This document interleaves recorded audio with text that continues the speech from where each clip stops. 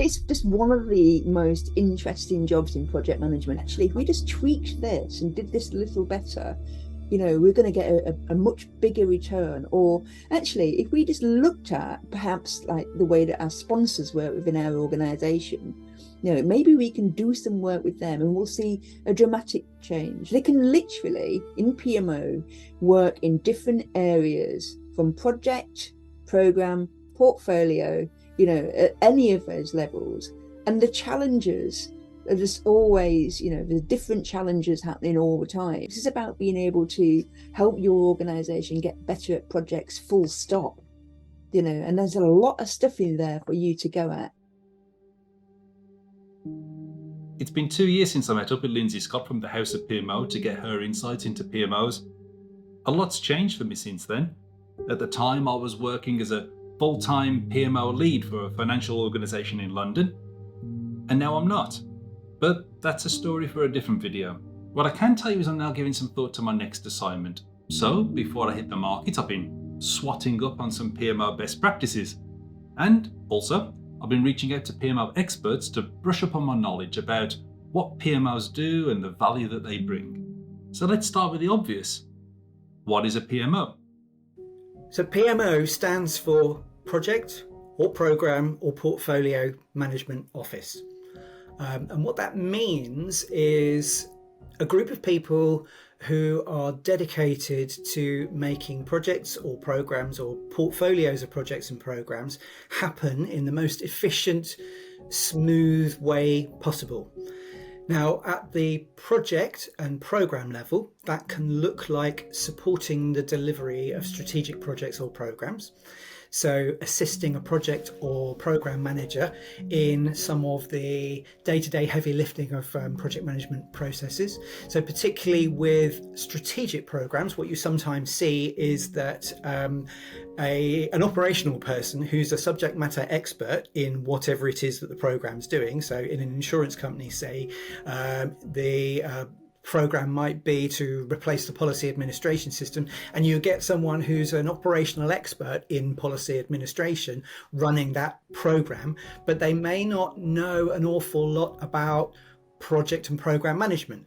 So they may not understand status reporting, project finances, project planning, risk and issue management, that kind of thing. So it can be very helpful for them to have a delivery support person working alongside them as their right-hand man or woman to help them with that stuff. So a project or program PMO can help with that.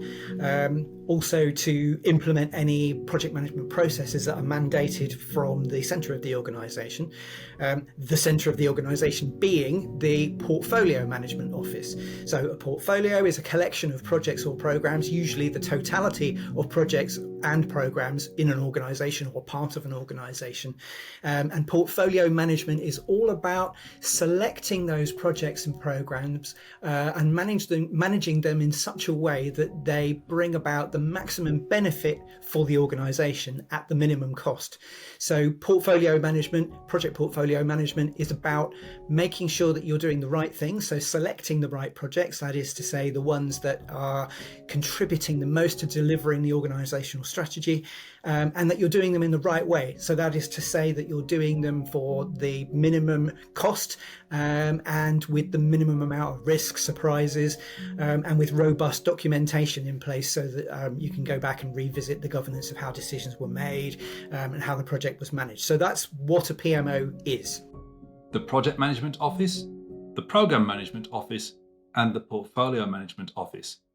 Okay, that's great, but there's another term you might hear from time to time, especially in larger organisations, the Enterprise PMO. And most people just nod along when they hear it, and they don't really take the time to dive in and find out what it is. So are you feeling curious? But enterprise, think of it, I think of it as high level, that links the whole organization together. So, and especially with larger organizations, multi-billion dollar organizations that have huge departments, hundreds, thousands of people. What's very common, right? I think a lot of us have seen departmental PMOs. So IT might have a PMO, and HR and marketing might have their own PMOs. And that's great. if that's what works for that organization, there's definitely good benefits to that. But an enterprise PMO would be kind of at that top, working with, say the chief officers and all the department leaders, and it links all those departmental PMOs together. Otherwise, you kind of have each of them doing their own thing. They have different standards.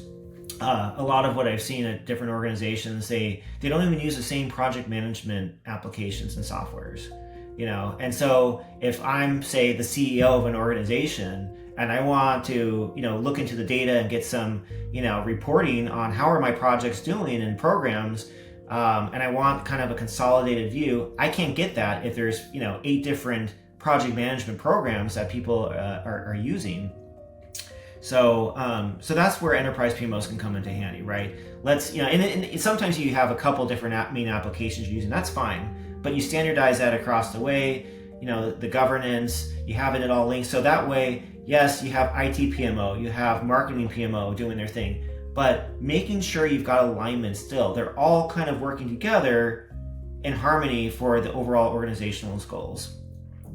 Because the last thing you want is, they think they're adding the value that the organization wants, but they're not really aligned. So that's the goal of the enterprise PMO. Make sure there's that alignment between all, the whole project management community within the organization to the organizational goals. Ethan mentioned value there at the end, and that relates to a trend that we're starting to see in PMOs lately. There's a greater willingness of PMOs to resist being categorized merely as a cost center and to refocus on being a value creator. And they have to, because with company budgets being squeezed and the evolution of artificial intelligence breathing down their necks, PMOs need to demonstrate their value now more than ever.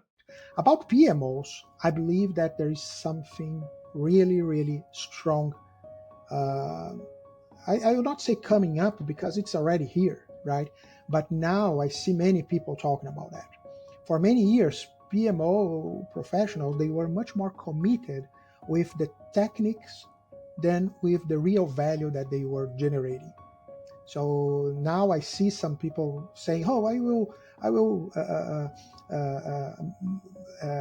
transform my PMO. Instead of a PMO, it will become a VMO." And I really laugh of this kind of thing because I ask myself, hey, where that person was in the last 10 years that he or she was not concerned about value, right? But it's fun because it's possible, for many, many years, still today, in some companies, PMOs exist because someone is convinced that the technical stuff is the big thing, But actually, and when I say technical stuff, I'm talking about methodologies, I'm talking about tools, all these things that we love, right? But all of them, they are just the mean, they are not the end, right? So this way, a customer-centric PMO becomes more and more important, because value is not about what I believe that value is. It's about what you understand as value if you are my customer. So value as beauty is in the eye of the beholder, right? And so this mindset is something that now I see in most of the PMOs that had some outstanding performance, for example, at the PMO Global Awards in the last few years. So they understand their role. They are service providers, they have customers. It's not about them, it's about the PMO, it's about their customers. They have pains, and we cannot generate perception of value if we don't heal them in some way, and we will do that through technical aspects. But these technical aspects, they don't need to exist just because we said that every PMO should do this or should do that. No, PMOs are different, they should be different, and they have to be 100% aligned with the real needs of each organization, of each group of customers. So this kind of mindset is something that I believe is very, very important for any PMO leader. Did you catch that bit? The PMO leader? That sounds exactly like what I need to be in order to get that big, juicy PMO assignment. But leadership is a skill that's very difficult to define. So often when we encounter good or bad leadership, we recognize it more about how we feel about it rather than a set of identifiable common behaviors. So what are the attributes of an effective PMO leader? How can a regular PMO analyst or manager become a PMO leader? The best PMO leaders I've seen is really trying to balance, obviously you're going to have that technical expertise and you have to, drive that governance, those processes, and that's going to help all the teams, work well together. But you also have to understand the bigger picture, organizationally, and, also helping the whole organization grow together. Because everything you do as a PMO is going to impact, you're touching all the different areas of the organization. So I think you really have to be an expert in the business, how everything kind of relates together. And then, from there, if you can see that bigger picture view, and then with that expertise you have, that foundation, I think you can blend those two together to create success. Okay, I can do that. We can do that. No problem. But you know what else we're likely to be asked about in the job interview? We'll be asked about what tools we need, what technology we need. Say I'm looking to run an enterprise PMO for a large, complex organization. Can that be done with just Excel? There's lots of different solutions out there. I mean, a lot of people, and maybe you've done this too. If I go back, 15 years in my career, where it was all very manual. We used Excel. I used MS Project. That's kind of like the OG of PM applications, right? And the very good uses for that.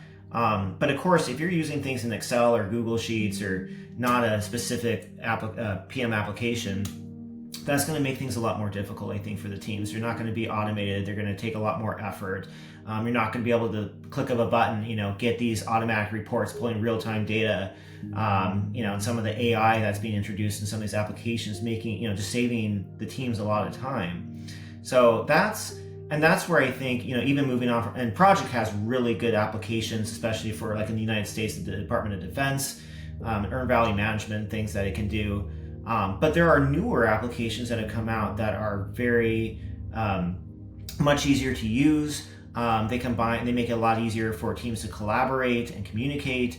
And they the click of buttons, you can see, things that took me hours in the past to do, like, what does the critical path look like for a project? What does the resource management view look like? How busy is everybody, and when are people available and when are they not? And you can see that in just 2 seconds, every single person in your organization, which projects are, running behind, over budget or under budget, all the different metrics you want to see. That's what those applications do. And then creating those dashboards, those quick reports, single repository of project information as well, and the communication. So it's just kind of really streamlining all that together.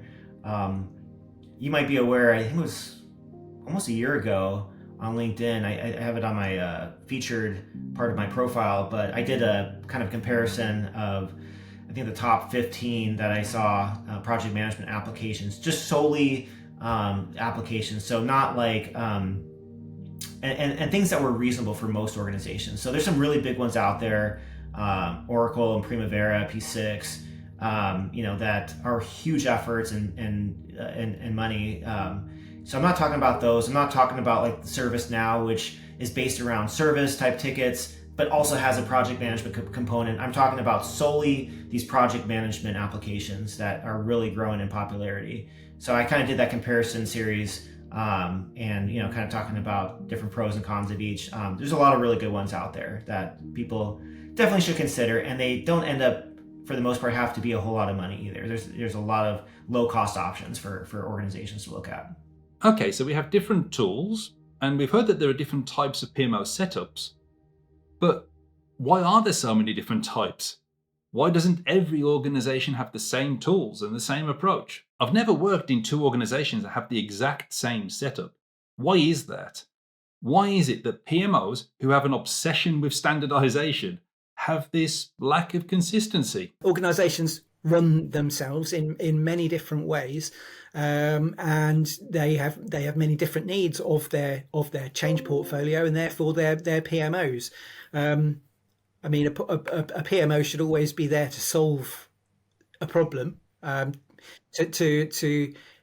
to help make something better for the business. So there should be a reason that the PMO is there.